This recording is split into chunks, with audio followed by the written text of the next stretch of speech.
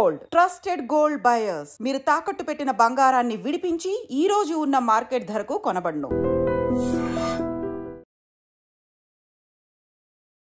నమస్తే, welcome to iDream. నేను మీ Madhuri.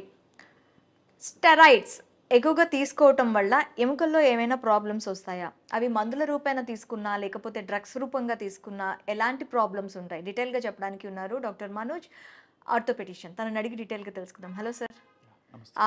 Steroids మనం రెగ్యులర్గా నార్మల్ డాక్టర్స్ ప్రిస్క్రిప్షన్స్ కొన్ని స్టెరాయిడ్స్ ఉంటాయి, అండ్ డైరెక్ట్గా ఇంజెక్ట్ చేసుకొని కొంతమంది డ్రగ్స్ వాడకంలో కూడా కొన్ని స్టెరాయిడ్స్ యూస్ చేస్తూ ఉంటారు.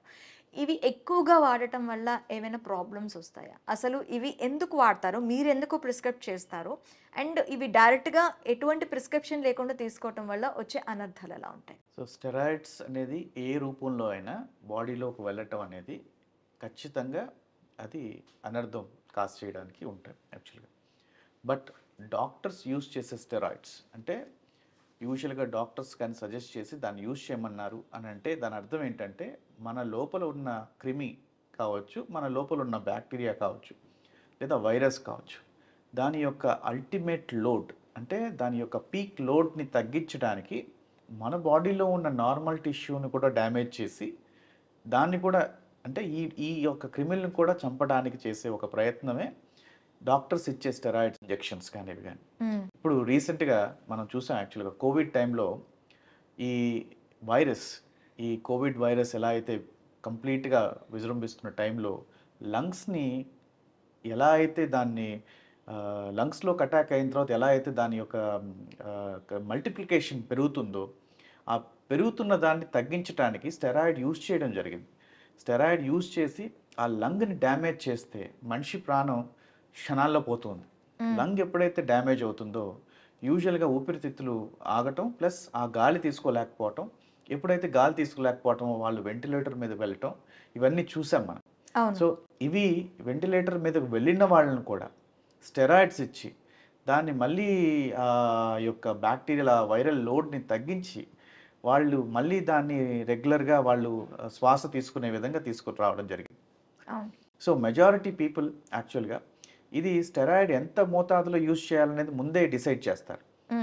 ఆ యొక్క పర్సన్ యొక్క వెయిట్ని బట్టి అతనికి ఉన్న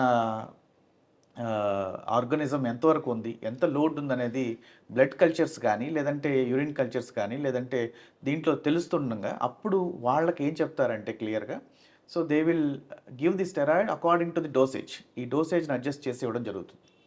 ఇలా డోసేజ్ అడ్జస్ట్ చేయడం ఇవ్వకుండా కానీ వాళ్ళు బయట అంటే రెగ్యులర్గా అంటే దట్స్ షెడ్యూల్ హెచ్ డ్రగ్ అంటారు. ఈ షెడ్యూల్ హెచ్ డ్రగ్ని యూజువల్గా on the counters, over the counters ఇవ్వకూడదు యాక్చువల్గా. అలా వీళ్ళు మనం డైరెక్ట్గా వెళ్ళి తెచ్చుకొని వాడుకోవటం లేదా డైరెక్ట్గా ఇంజెక్టబుల్స్లోనూ ట్యాబ్లెట్స్లోనూ స్టెరాయిడ్స్ దొరికితే తీసుకొని వాడుతుంటారు చాలామంది. మనం రెగ్యులర్గా బయట కొని స్టెరాయిడ్స్ వాడే వాళ్ళు ఎక్కువ మంది కూడా ఈ రుమటాయిడ్ ఆర్థరైటిస్ అంటే కీళ్ళవాతం ఉన్న వాళ్ళు యూజువల్గా పెయిన్ని తట్టుకోలేక పెయిన్ కిల్లర్స్తో కూడా తగ్గకుండా ఉన్నప్పుడు ఈ స్టెరాయిడ్ అనే ఇంజెక్షన్ ట్యాబ్లెట్స్ కానీ ఇంజెక్టబుల్స్ కానీ ఇస్తారు. సో ఇది 2 mg, 4 mg, 6 mg, 8 mg, 32 mg, 64 mg అట్లా డిఫరెంట్ టైప్ ఆఫ్ డోసేజెస్లో ఉంటుంది. ఓకే, పర్సన్ యొక్క పెయిన్ బట్టి దాని డోసేజ్ డాక్టర్ రాస్తారు. ఇది డోసేజ్ సరిపోవట్లేదని పేషెంటే అనుకొని ఇండియాలో ఏంటంటే డైరెక్ట్గా వెళ్ళి కౌంటర్ దగ్గరికి వెళ్ళి కౌంటర్లో తీసుకోవడం జరుగుతుంది.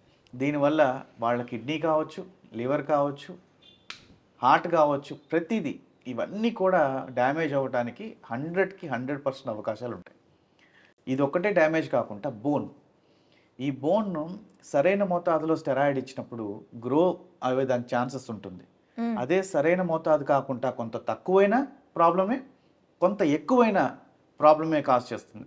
అందుకనే డాక్టర్ గారు చూస్తూ ఇస్తుంటారు, డాక్టర్ గారు అడ్జస్ట్ చేస్తూ దాన్ని ట్యాపరింగ్ డోసెస్ అంటాం. ఓకే, దాన్ని ట్యాపర్ చేస్తూ వస్తారు. అంటే ఇనిషియల్గా మీకున్న ప్రాబ్లంకి 32 mg స్టెరాయిడ్ ఇవ్వడం జరిగితే అదే దాన్ని 32 mg నుంచి 16 mg స్టెరాయిడ్కి, దాన్ని మళ్ళీ 8 mgకి, దాన్ని 4కి, 2కి తయారు చేయడం జరుగుతుంది.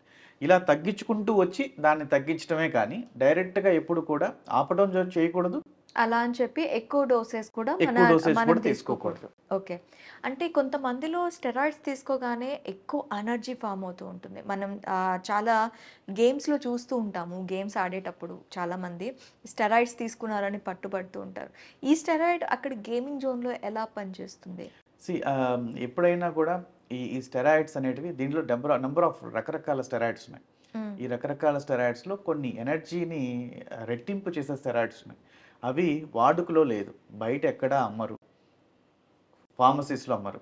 ఇవి వీళ్ళు ఎక్కడి నుంచో ఒక స్మగిల్డ్ గూడ్స్ లాగా ఎక్కడి నుంచో తెచ్చుకొని దాన్ని ఇంజెక్టబుల్ చేసుకోవటం గానీ, దాన్ని నోస్ ద్వారా తీసుకోవటం గానీ, ఈ స్టెరాయిడ్స్ వల్ల ఏమవుతుందంటే మనిషి యొక్క బ్లడ్ అంటే బ్లడ్ ప్రెషర్ అనేది పెరగటం జరుగుతుంది. ఓకే. మామూలు కన్నా కూడా కొంత ఎక్కువ పని చేయటం, మామూలు కన్నా కూడా కొంత ఎక్కువగా శక్తిగా ఉండేటట్టు ఉండటం చేయటం, ప్లస్ మైండ్‌లో మనకి తెలియని ఒక రిలాక్సేషన్ అనేది క్రియేట్ చేయటం. అంటే హ్మ్.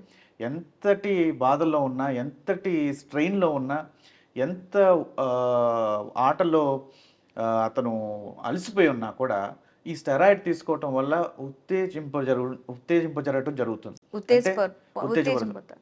సో, ఇలా అవ్వటం వల్ల ఏమవుతుందంటే, మామూలుగా ఆడే వాళ్ళకన్నా కూడా ఇతను రెండింతలు ఎక్కువగా ఆడటం జరుగుతుంది. ఓకే. సో, మామూలుగా ఒకవేళ ఈ రన్నింగ్ చేసేవాళ్ళనుకోండి. ఈ రన్నింగ్ చేసేవాళ్ళు మామూలుగా 100 మీటర్స్ రన్ చేయాలనుకోండి. వీళ్ళు 150 మీటర్లు రన్ చేయగలిగేది కాకుండా ఇంకో 200 మీటర్లు కూడా రన్ చేయగలిగే శక్తిని ఇస్తుంది. ఓకే. ఓకే. సో, దానివల్ల ఇది స్టెరాయిడ్స్ తీసుకొని రన్ చేయటం వల్ల నార్మల్ యొక్క హ్యూమన్ కెపాసిటీ తెలీదు. హ్మ్. సో, హ్మ్. దాని ఉద్దేశంతో ఏం చేస్తారంటే, ఈ ఆటల్లో గానీ, దీంట్లో గానీ స్టెరాయిడ్స్ తీసుకొని చేసే వాళ్ళని ఆట నుంచి బహిష్కరించడం గానీ, లేదంటే కొంతకాలం వాళ్ళని సస్పెండ్ చేయడం గానీ యూజువల్‌గా చూస్తుంటాం. దీనికి కారణాలేందంటే, ఈ ఎప్పుడైతే ఈ స్టెరాయిడ్ ఎనబోలిక్ స్టెరాయిడ్స్ కానీ, ఇవి ఎప్పుడైనా తీసుకుంటారో, దీనివల్ల చాలా వరకు బాడీలో ఉన్న బోన్స్ కానీ, ఇది గానీ వీక్ అవుతుంటాయి ఖచ్చితంగా.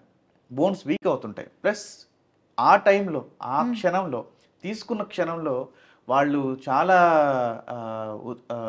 ఎక్సైటెడ్‌గా ఉంటారు. సో, చాలా ఎనర్జిటిక్‌గా ఉంటారు. దానివల్ల అక్కడ ఆ గేమ్‌లో విన్ అవ్వడం జరుగుతుంది. ఓకే. సో, అలా పెట్టి చేయటం అనేది కరెక్ట్ కాదు ఉద్దేశంతో దాన్ని ఆపటం అనేది చేయాలి actually. Okay doctor. Thank you very much.